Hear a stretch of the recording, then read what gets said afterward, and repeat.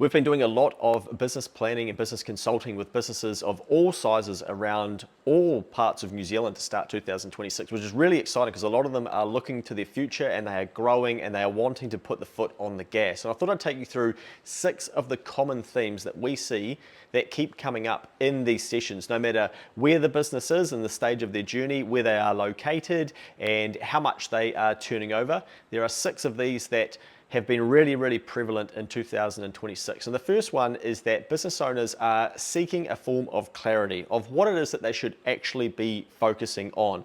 As a business owner, it is very noisy. We know as well, and we've built from scratch. So we've gone through some of these stages where there are so many different things that you could be looking at. And often it's part of our role as a business advisor to bring them back to the key things that are going to move the needle of the business. So they're looking for clarity of what it is that they should be focusing on. And that's very exciting for us to help them find that, because then they can go away and work on those things specifically and start really making some progress in the business. So the first one is clarity.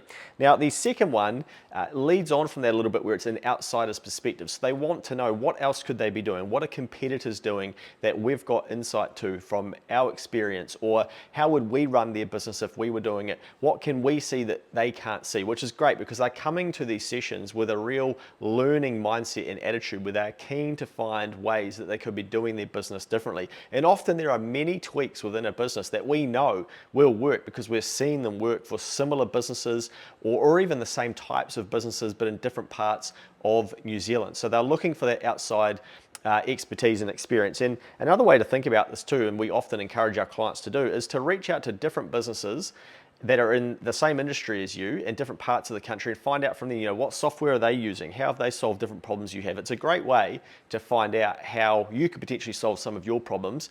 And you just want to make sure you're doing it with business owners who are doing well and further down the path, and don't sort of live in that doom loop of kind of it's all cooked and we hate our business and you won't solve that. Those are not the people to learn from.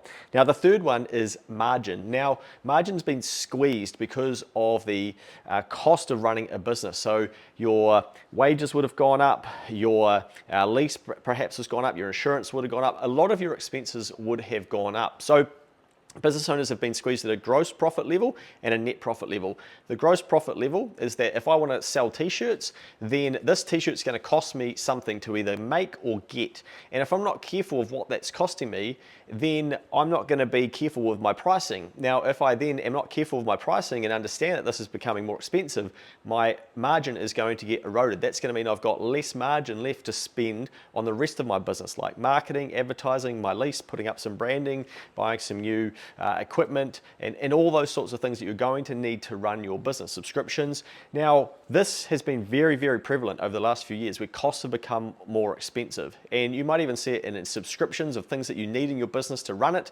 They are becoming more expensive, and the US dollar changing.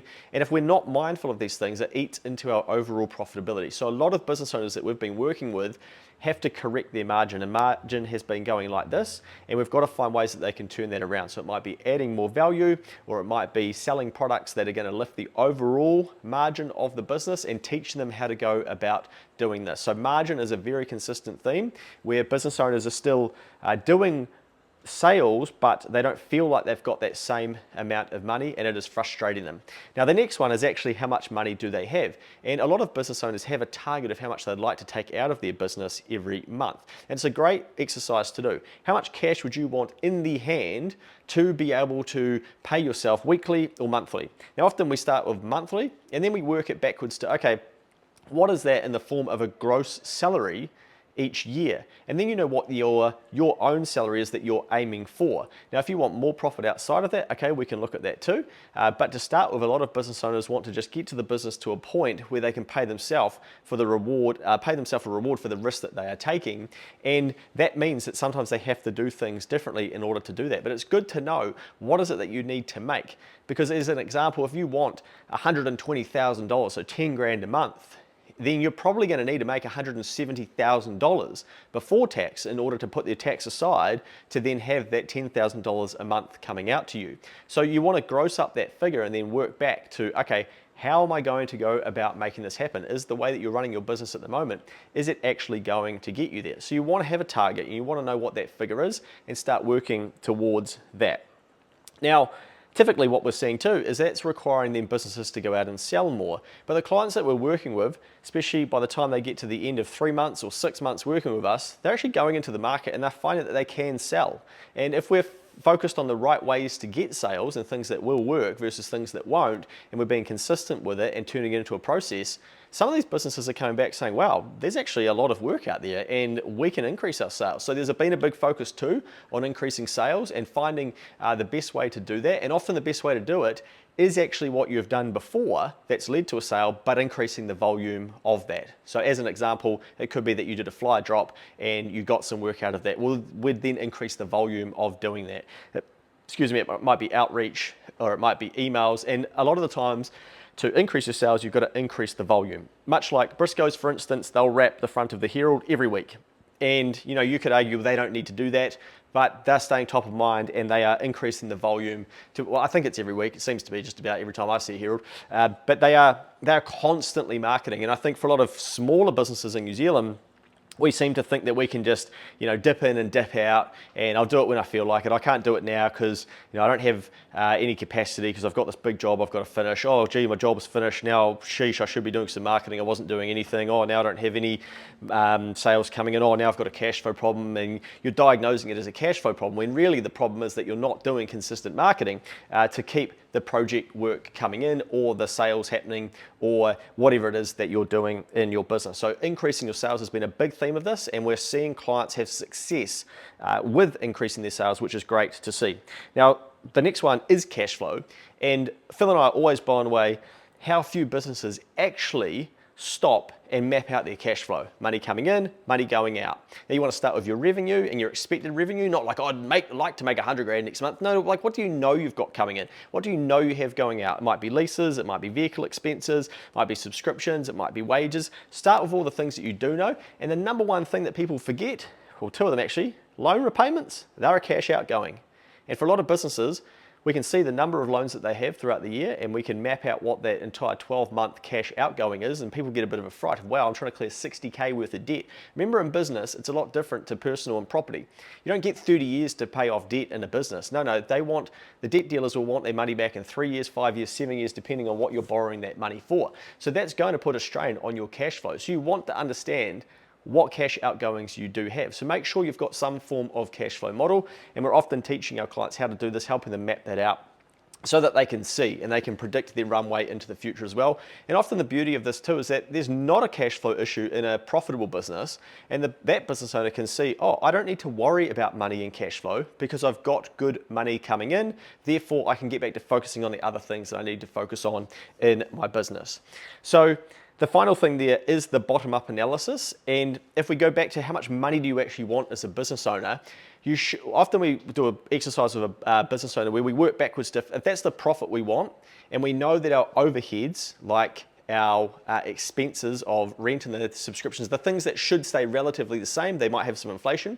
We take that figure and then we add on some inflation by say 5%. Then we're hiring anyone else? Are we upping marketing? Do we know those costs are going to increase? Try and annualize that. So we've got our profit plus those, and then we know what our rough gross profit is. So what's left after selling these t-shirts? Well then, okay, how many t-shirts am I actually going to need to sell in order to be able to have that profit and cover all of those costs?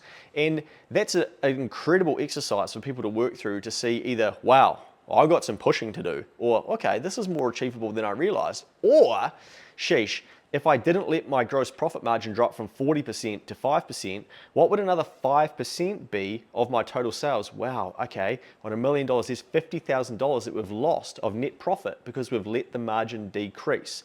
So these are the sorts of things that we're working on with business owners and helping them see where things are broken, where things are leaking, or what they could be doing to improve their business. And I'll tell you what, it's only March for us at Next Advisory, and we've had a flurry of people focusing on short-term business planning, long-term business planning, one-off sessions with us, even in-day sessions, and people are doing really well, and it's fantastic to see. But I tell you what, they are working for it, and they are working on the things that actually work. And A lot of the time it starts with what you're putting into your ears. So if I could give you one final suggestion, the business owners that we're working with, they've got a great attitude. They have a fantastic attitude, and they're getting up and they're going after it and they're doing it routinely, and they are hungry. And shit, it is good fun for us to work with hungry business owners that are willing to do the work, because all of the doom and gloomers and the quitters and the people who don't want to be doing it, they're out of the way. It's not going to be them. And this is what we were telling people for a long time. Don't worry about them, because they're out of the race. They're done. They've spent their chips, and they're sitting on the sidelines and they're yelling at you in the race saying, oh, that's not going to work. Well, the business owners that we're working with, a lot of them are doing very well, and it's fantastic to see, because they kept themselves in the race.